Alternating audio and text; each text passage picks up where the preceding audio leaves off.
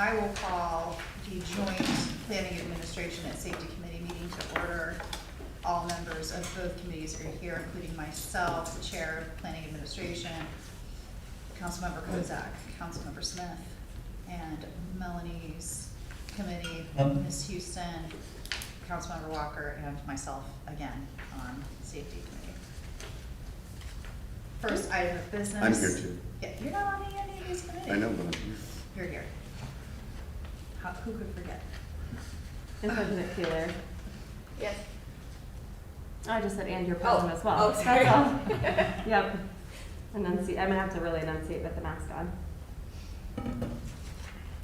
We have one item of business, ordinance 2020-501, an ordinance to amend chapters 355 and 351 of the codified ordinances of the city of Grandview Heights, and this is our parking ordinance. Has everybody had a chance to read it? Okay. We don't have anybody. No, there's no public comment here. So the way I read this, and Councilmember Houston just chime in. Looks like our existing parking ordinance has, and it was created mostly for the closer to Grandview Avenue Business District, and so that was that always did we add a new one? I know this is probably red line.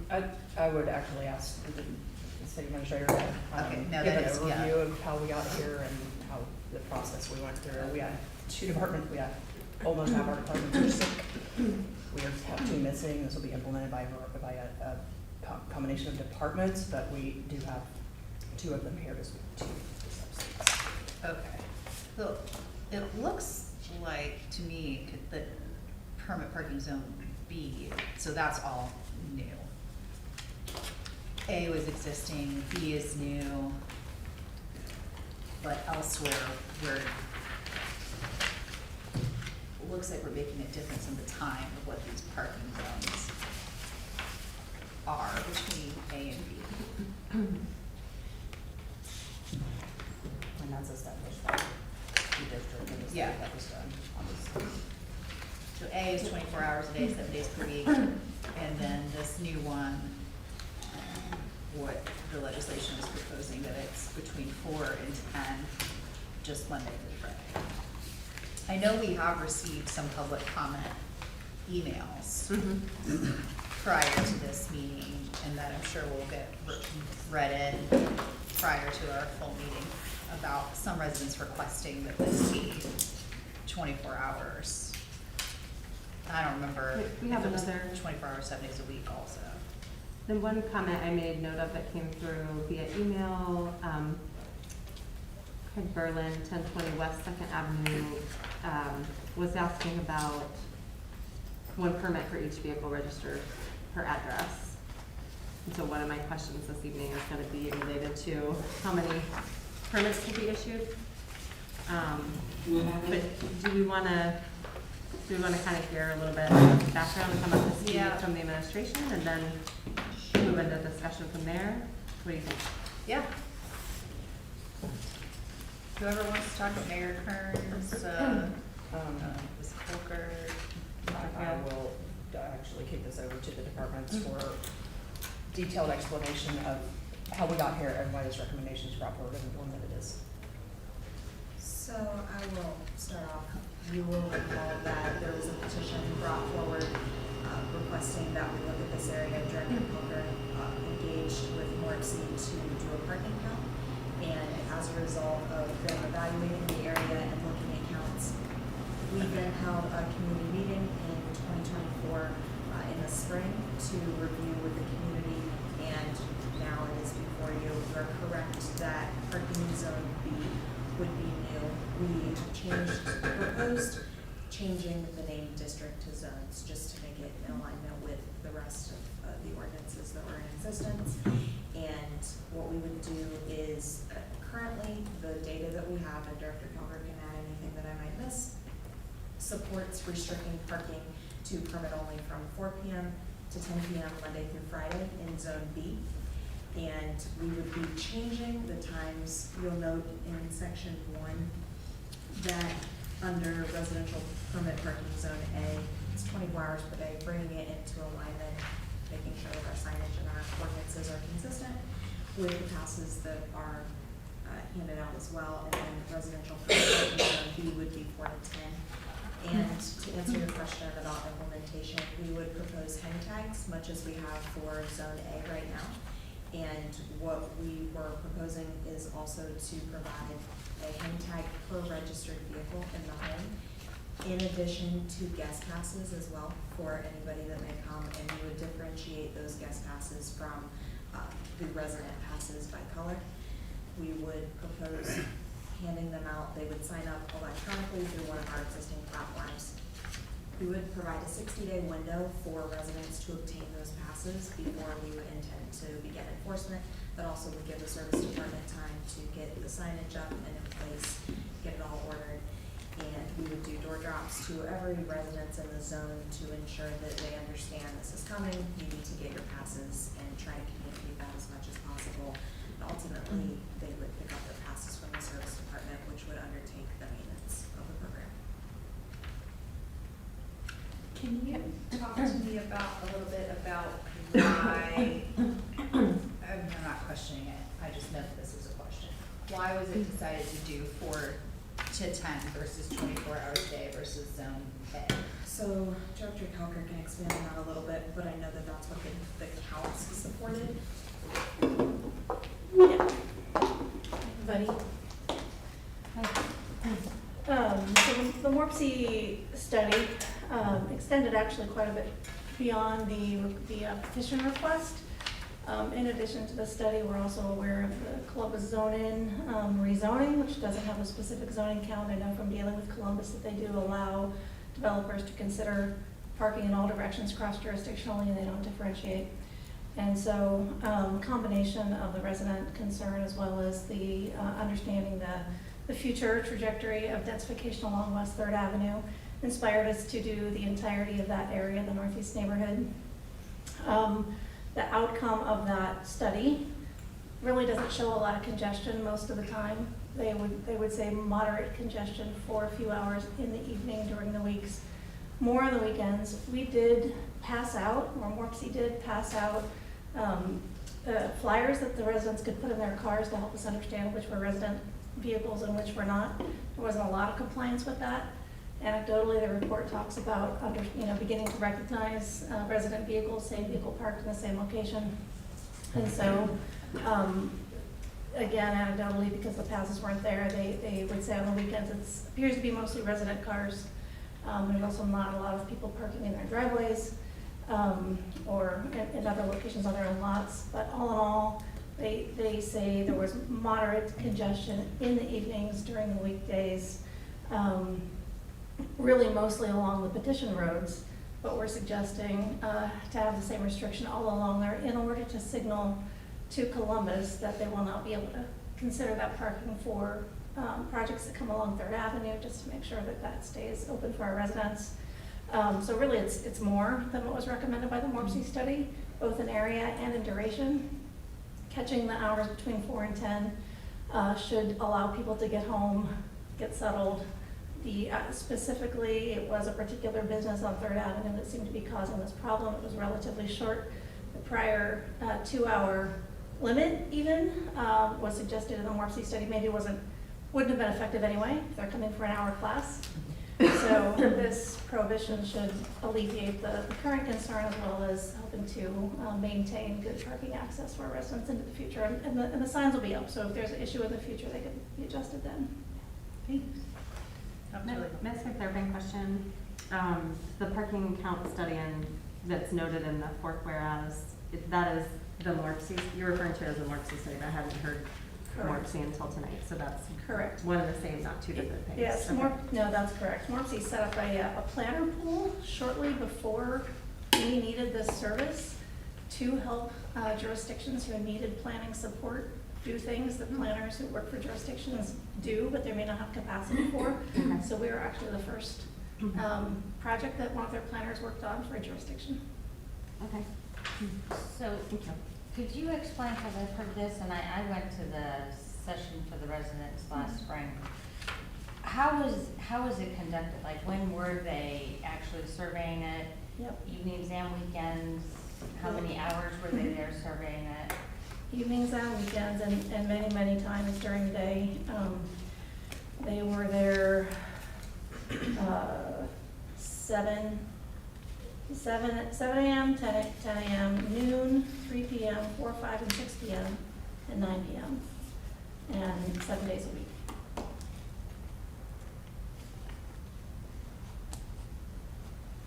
If I may, the documentation's all on a page on Growing Together, I did look at that, I have this pulled up on my phone. just so you know. Yeah, I have it right here on my phone. But, I didn't necessarily notice that it was talking about how many times they were there doing the counts. I didn't Mhm. see that there. If it was there, then I missed it, but, I didn't see that there. And then, I kind of have a question as to, I know you've said, that it's been taken into account, future growth, and a lot of the public comment seems to be, the recent public comment is, the new building, the management building, and then turning it into condos, and that they're already double parks, and then when people are living in those condos, now it's gonna be even worse. So how did you, when you said you took into account, future growth, what was that the city, was that MORPC, and how was that considered, how did you estimate what future growth would be? Can't really be estimated, okay, so we didn't estimate it in that quantitative kind of way. You know, again, in terms of patterns, and it's evident in the study as well, there is more parking on residential streets in the evening. So the feeling is that most of what Columbus is looking at building, as I'm sure you've heard in the region, is housing.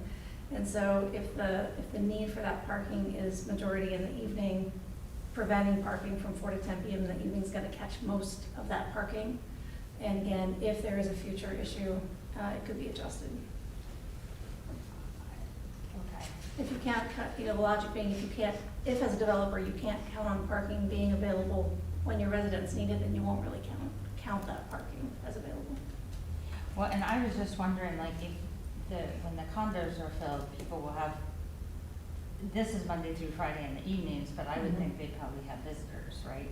And so that could be even more, and that's not accounted for in this pass.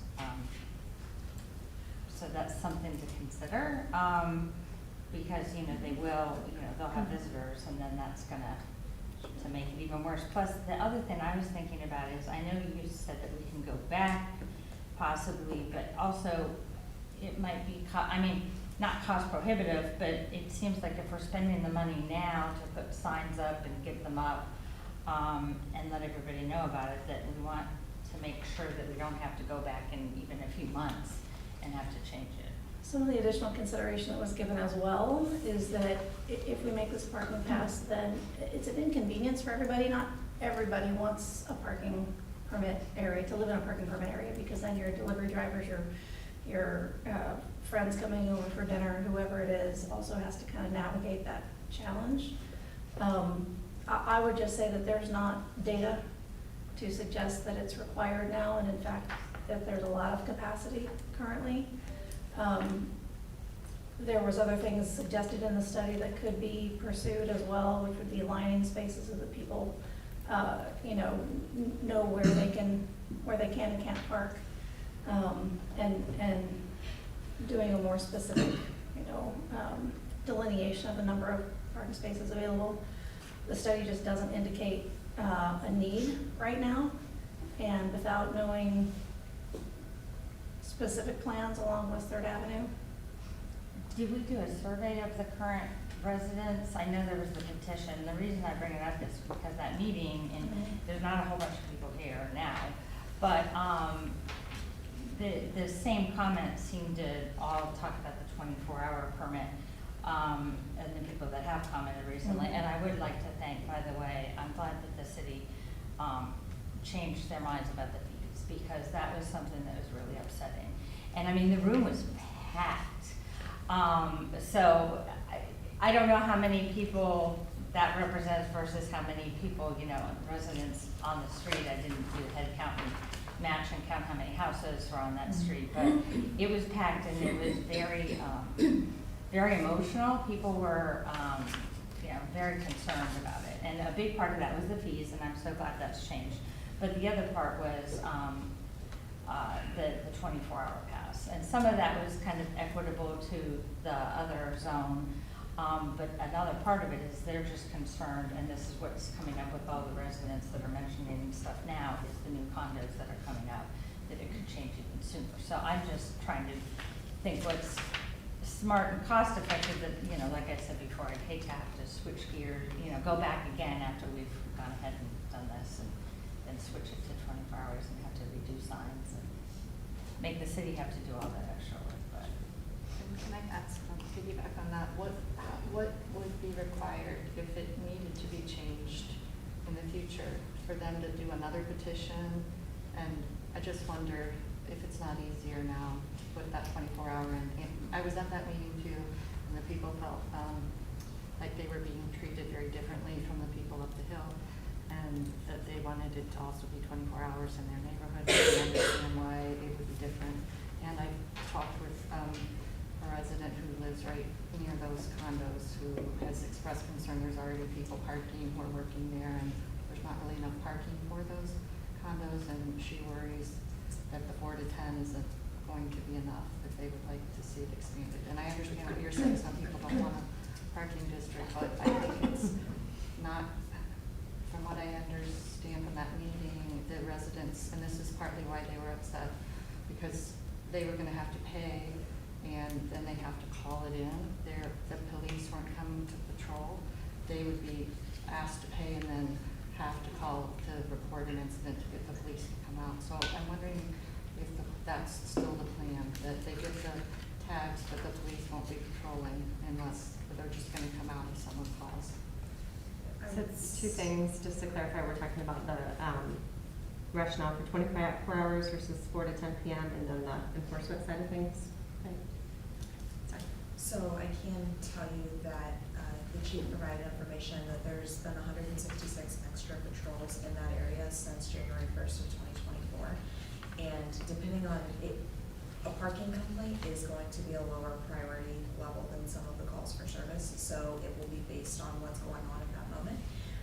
If there's a chance to get out there and proactively enforce, then they will look at that. And if not, then it will be call for service based. And when they respond, they will evaluate it at that moment and use officer discretion as to whether or not a citation is warranted. If they can find the owner of the vehicle, they generally try to do that. We often have resources to allow us to do that. We do it during special events as well, and it's usually well received by individuals versus having their car, towed or cited. So it will depend on what's going on, but largely the residents likely will have to call, because as much as we may patrol, we also have a lot of other calls that come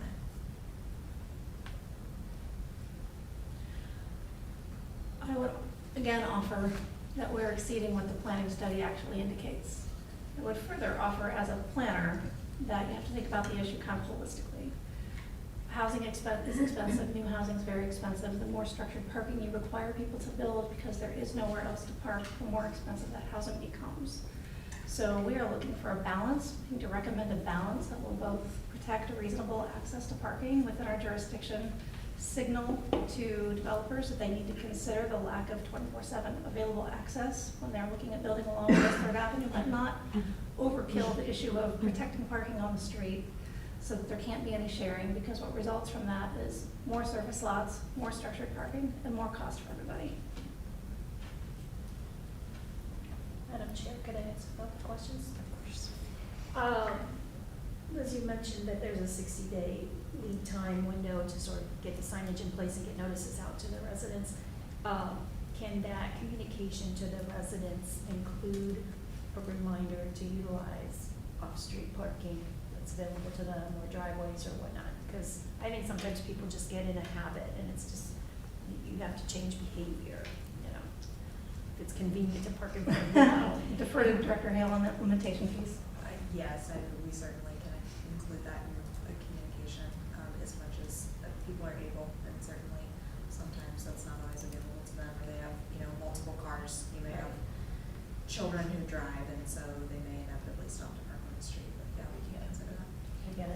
And the second piece is, I think that we'd had conversations with the Ronan gym about the challenges that led to all of this. Could we ask them to post something on their premises that says that violators will be ticketed? I did speak with them several months ago, and they, I would say that they probably would be. They indicated a predilection to follow the rules such as they were. So if there is a restriction, I think that they would be willing to do something like that. I have a clarifying question from earlier, back to the implementation piece. I think I maybe didn't very clearly, Director Hale, you said there would be door drops to every resident in the zone, but then I heard you say there'd be picking up, residents were responsible to pick up passes? Yes, so a door drop of communication to let them know that the Okay. passes would be coming and that they would, the process for obtaining their pass, and we would give them a Got it. 2-month window to do so. Okay. And regarding Thank the you. passes, how, you said they would utilize one of a couple of platforms, and what would those be? Likely we're leaning toward Rec Desk, which a lot of people have accounts already, so they would be able to go on and purchase them, or no, I'm sorry, not purchase them, give their passes and then they would pick them up. And again, just clarifying, so 1 pass per household and with opportunity, no, okay, sorry. 1 pass per registered vehicle at the home. At the household, which, okay, so that is consistent with what one of the residents that I noted earlier that reached out to request, okay. And with opportunity for some guest passes. Two guest passes. 2 guest per passes. resident. Per residents.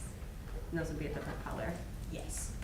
Okay, and there is not a fee associated, just to clarify, it's not in the There is legislation, not. but, We, okay. we would consider a small, if we start to get broken passes, lost passes, maybe some nominal fee to replace them, Okay. but no, not on the initial passes.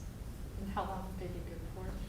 Looking right now, somewhere between 3 to 5 years, depending on, because to roll out new passes, reissue them is a lot of work. So we want to make sure that we replace them frequently enough that we take care of those that, sun, they become fragile, they break, but not so often that it's a constant turnover.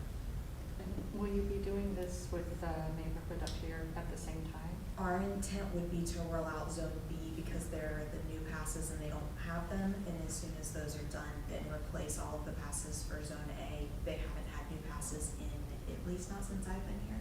So we would update those as well. And also it would give us a better database because I know that in Zone A, there, over time, I think we lost track of exactly who has them. So, but that would be second priority to getting them out to Zone B first.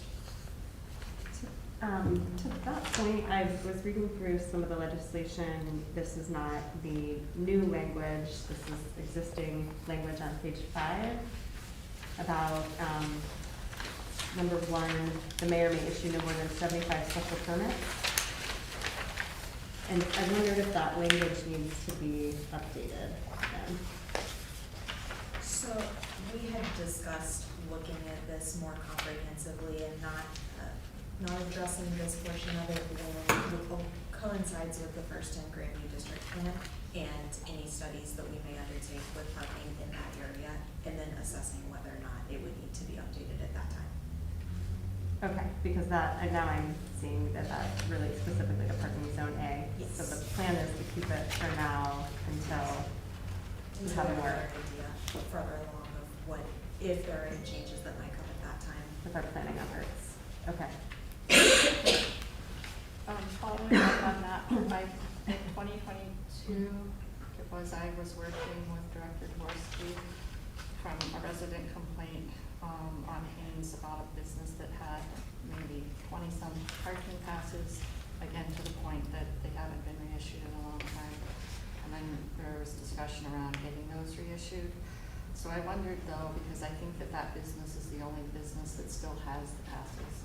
All the others that had gotten them previously have closed and been replaced, and I wondered what you are thinking in terms of businesses. We had discussed that as well, of not reissuing, but leaving the current business passes as they are right now, and similarly, when the first and Grandview District Plan, if there's a parking assessment of that area, looking at the business passes then We have not received any complaints along those lines in quite some time.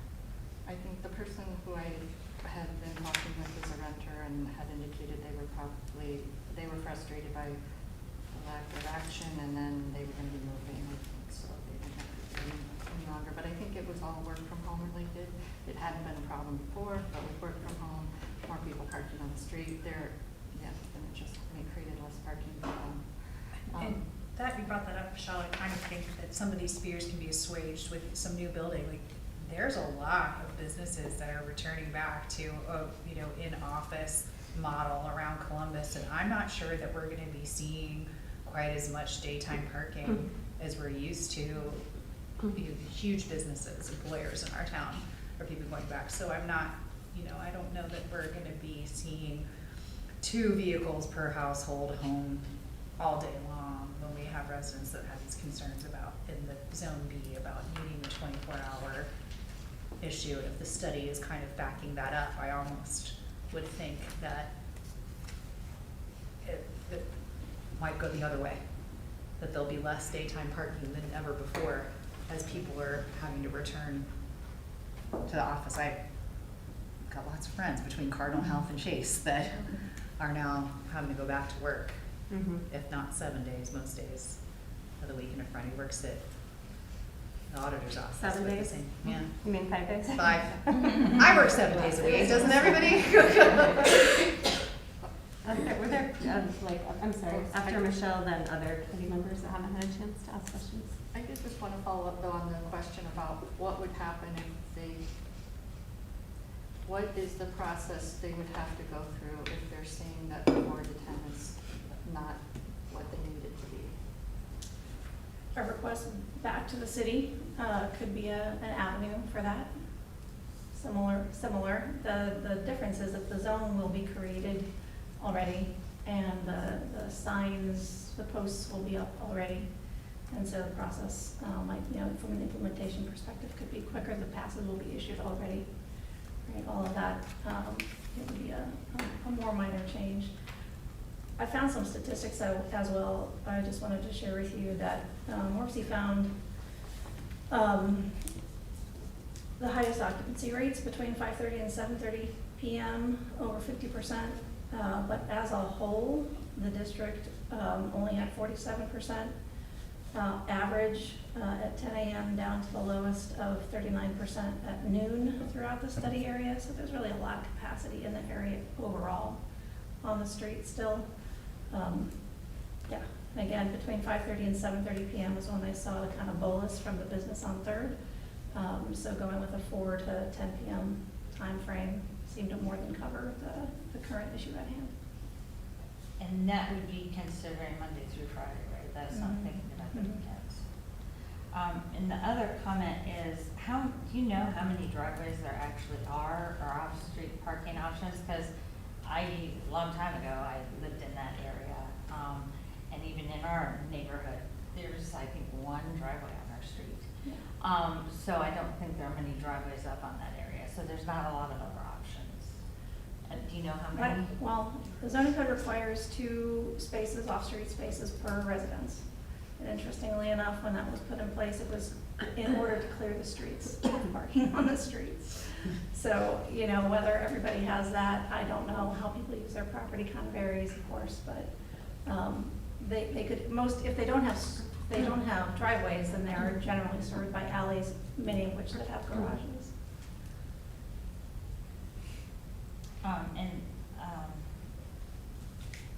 I guess I'm also worried about the weekend too, but, just because I can imagine with the condos, and I know we wanna be good neighbors, and I hear what you're saying when you said, we don't want housing costs to go up, but it wouldn't be Grandview housing and new developers, it would be in the city, and it's in Columbus, and it seems like they're not even necessarily as concerned because they don't have the same restrictions and requirements on how many parking spaces you have to have for residents. So I'm just concerned that, this is the first building and they're already full, it's already full on the residents, people aren't even living there. And the office staff is there right now, so, I don't know, Yeah. Do we have some What- weekend what stats? de- Well, what developers will generally tell you is that they're more concerned about the market and the saleability, or occupied, attractiveness of the product. They're not gonna underpark it to where they feel like their residents, they won't be able to lease or sell the space. So some cities are actually enacting maximum parking allowances because of that issue, because the developers will tend to overpark.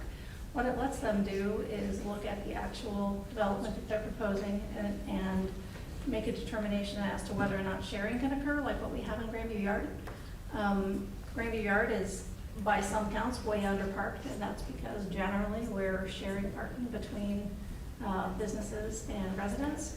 But in matter of fact, there is availability down there, substantial availability all the time. So that's the reason that Columbus has revised their code, is to really allow the market to drive it. And for specialty products, there's much more mixed use nowadays than there used to be. So instead of what the code had said before was you have to park fully for residential and fully for any business. There's no crossing allowed. So now the flexibility that they've instilled will hopefully allow those spaces to be used more efficiently. But I don't think they're not gonna be built, full stop.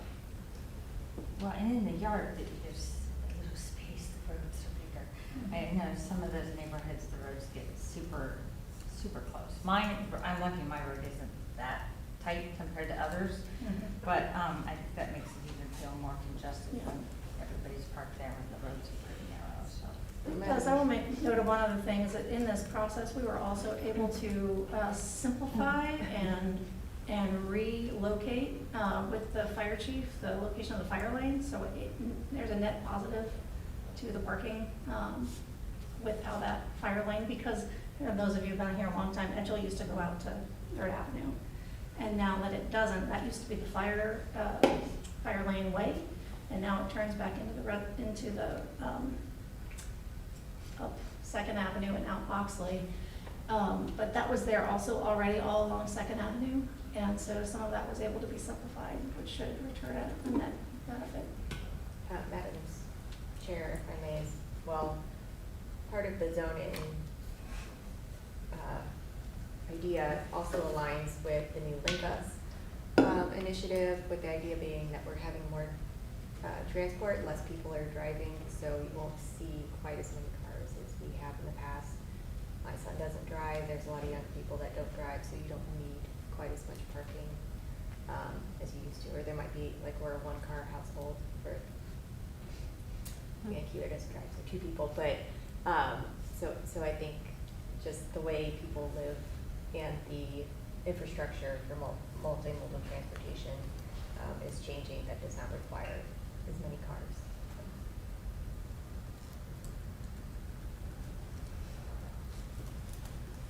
That's the hope. Other comments or questions that folks haven't had a chance to bring up yet?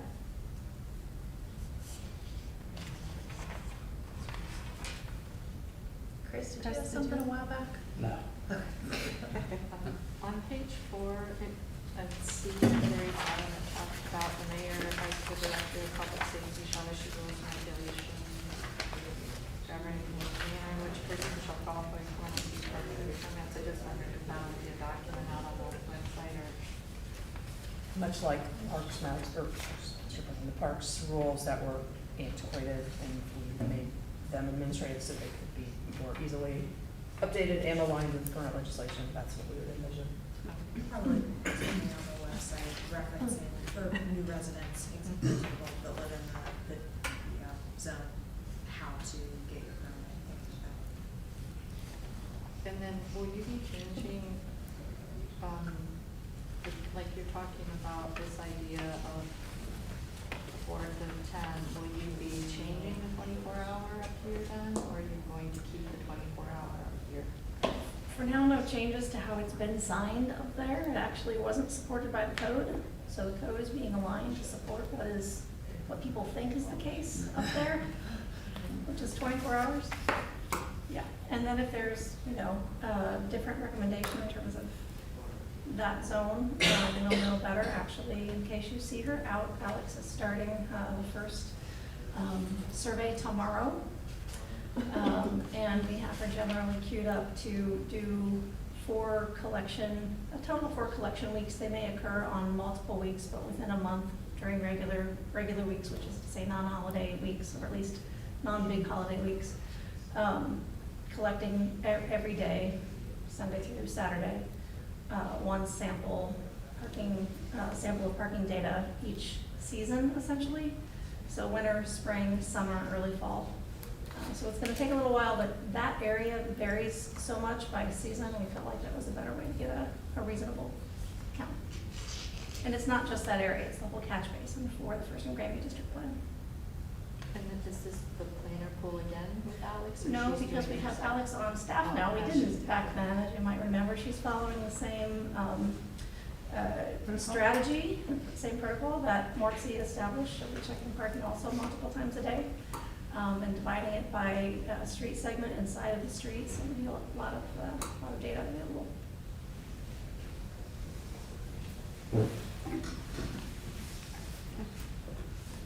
Any other questions or comments? I have a quick question regarding the quantity of guest passes. I don't have any objection to it, but is that effectively an arbitrary number, or would there be any exceptions on special cases for caregivers or additional guests that might be part of that might be a partial part of that household? We had not considered that, but can give thought to if there's an extenuating circumstance where there's somebody that's consistently providing care, that looking at that. Thank you.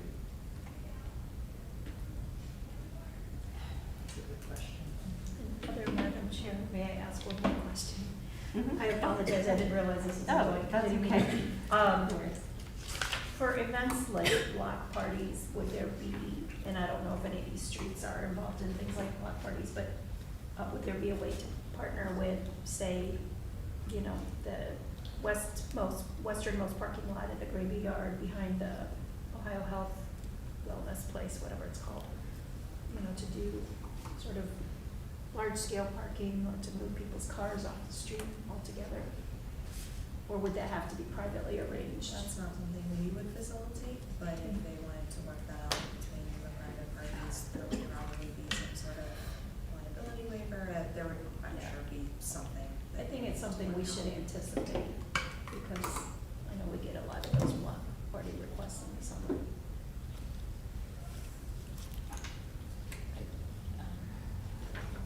I think people might just figure out where to put their car. Where I live, I have to move my car every year for the marathon and the bike race. You just go find a street where you can get out, park a car there. It's a few hours. Yeah. Do we know, because it's, a lot of this, I mean, again, I'm so glad there's no fees, super appreciative of that, because the residents, I mean, they were very upset. And that did help the situation, but do we, it puts a lot, there's already a lot of responsibility on the homeowner as far as, and of course, no, we're not like City of Columbus, we don't have people monitoring the streets, right? But do we know what the percentage was of the people, that signed the petition? Because like, how, was that 50% of the neighborhood that signed it, or, because this is 65% is needed to be able to make the change. Isn't that handy? It was a large percentage of the people on those streets, for sure. But again, we expanded the zone, just thinking if we solve the problem here, it'll push the problem there. So we will push, you know, natural boundaries for the zone. It was a high percentage of people on that street, though. I found a section, by the way, I wanted to mention that the mayor, as director of public safety, can suspend permit parking regulations for special community events. So that could be a help. And just as a reminder too, if there's a block party on this block, the people in that zone have parking permits for the zone, right? So they can park anywhere in that zone.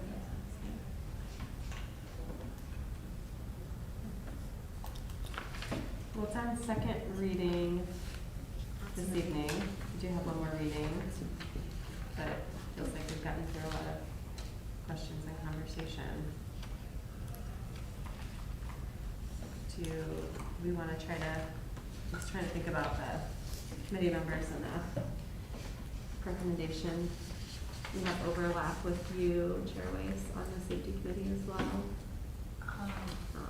We could call for a recommendation from the committee members. If we're ready. I move to recommend approval as a member of the safety committee. Okay. Great. I'll That's- move to second. recommend approval as P and A. Okay. Need a second on each. Right, yeah, procedurally, is that, did we do that well? Sam? So I can second for the safety committee.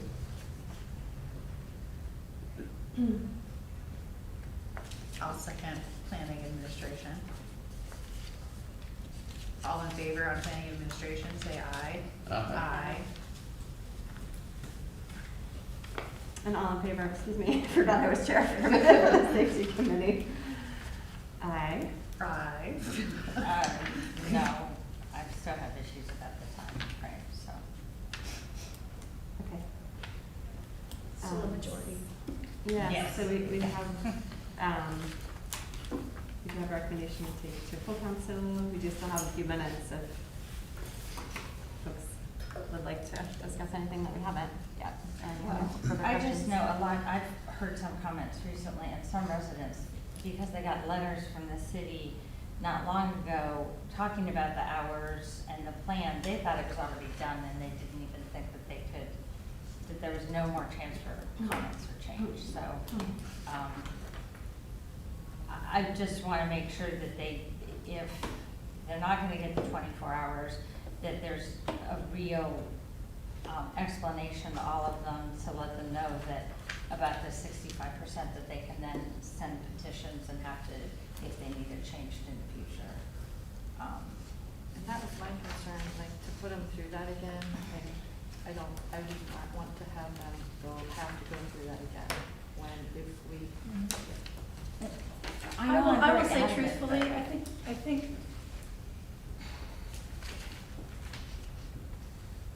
Morpsey, the study that was conducted found a very narrow range and a very narrow location for any kind of parking density, right? There is still more than 50% capacity in that neighborhood, just that people maybe couldn't park in front of their own houses.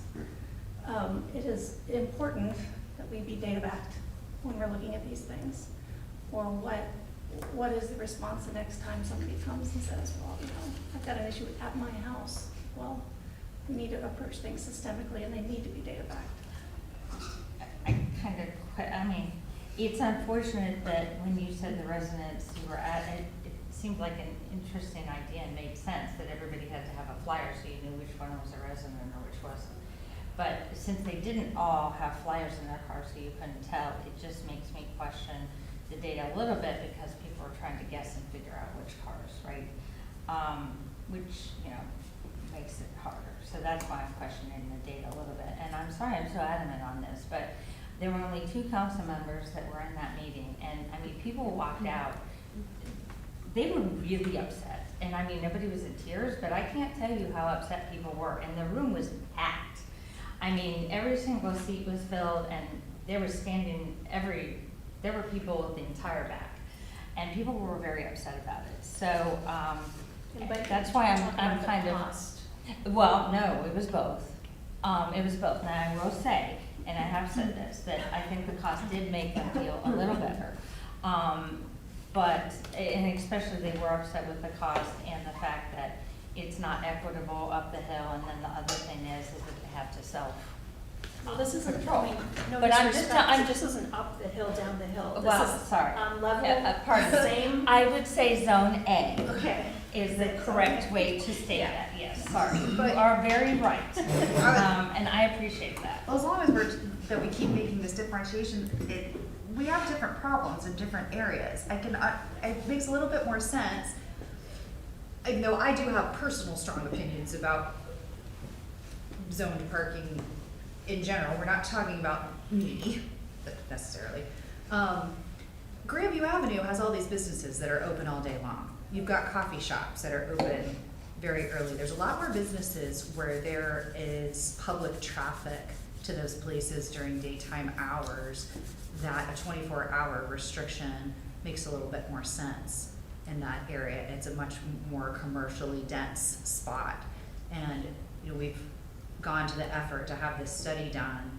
There is one particular business on Third. There are not, at least today, and this is why there's still a mechanism for new things, there are not a bunch of businesses right there that are pulling a whole bunch of public traffic where you're parking your car and walking to a cafe or a restaurant or a retail shop of any kind over there that doesn't already have its own parking sufficient for anybody who might go to those places. If and when that becomes an issue, then there is a mechanism to change it. But I'm not super in favor of blanket 24-hour residential parking on public streets. This is a city. It is public parking. My mom likes to complain when she comes to visit me on First that she can't park directly in front of my house. And I'm like, it is what it is. Like, this is where we live. And so, I mean, I can understand that, but if our studies are showing us, and I think that was important to know, Director Kelker, so I appreciate that it isn't necessarily so much that there's not parking available, it's parking directly in front of your house. I don't ever park in front of my house. I have a neighbor that parks his truck with their trailer in front of my house. I'll let it go. It's all good. Whatever. Also, another point to think about, when the study was done, how much was the condo building that is almost done, was that administration building, I don't know the best term, but the management building that's associated with the condo, was that even built? But I guess that was built. I don't know if that was fully staffed by then. Because I do see what you're saying, and that's true. I just think we're a very small margin away from one more building or that building full, and it's gonna be a whole different discussion. And I'm relying on, I know everybody has an opinion, but there was a majority opinion and the residents were concerned, and all the comments are still talking about the new condos. And I think that's, I don't know what the future's gonna bring, but I think that there'll probably be more housing, and the more of that housing and these condos that are full, it's gonna be a problem. But Do they have underground parking, or what's the situation? They have full under parking. The average is a little over more than, I don't know, that development, I don't know. But common developer equation between bedrooms and cars and parking spaces is 1. So for every bedroom, there's a parking space. And what we don't know, and it's a good point to bring up, is that maybe they're saying they're already double parked and the residents aren't even there. That people in the building, the administration building, for lack of a better wording, management building, are using those spots. Now, I don't know if some of that will change once the building's done, right? Maybe some of that is part of the inside finishing of the building, and maybe that won't all be there. That's a good point to bring up. I don't know. I don't know how many people will be in the management building, but yeah, they're already double parking in those spots now. But again, some of that could be part of the still finishing the building. The construction traffic? Yeah, could be. Yeah, I don't know.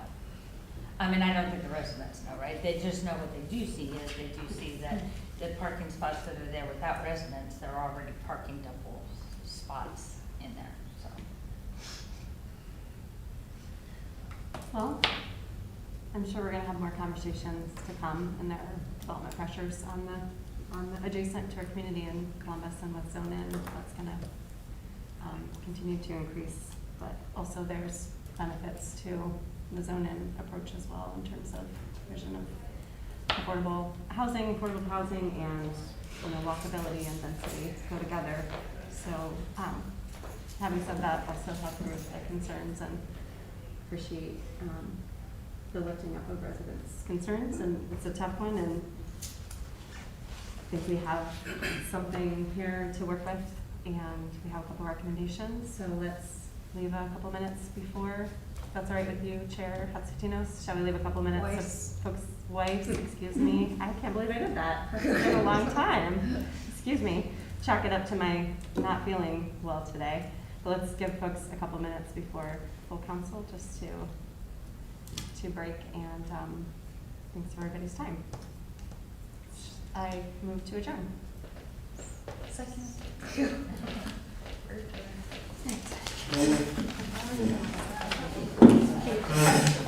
Thank you.